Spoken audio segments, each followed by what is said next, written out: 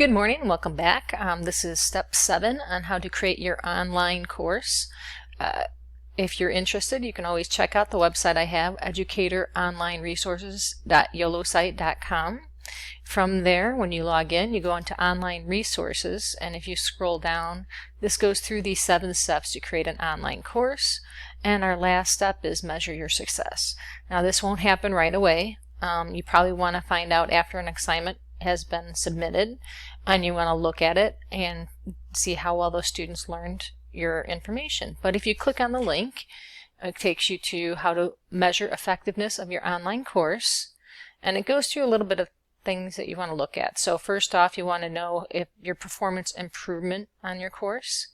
Did it raise the learner scores, improve their performance? And then you also want to know if the organizational compliance courses.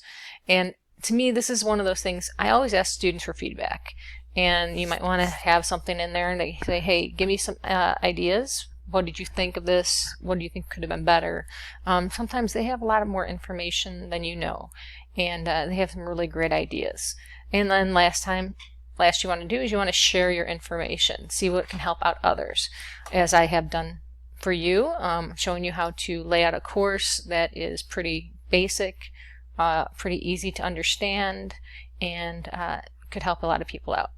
So you always want to look at it, you always want to reflect on your course, make sure you're doing what you need to the best of your ability, and if you have any other ideas, feel free to contact me. You can contact me at the website right here.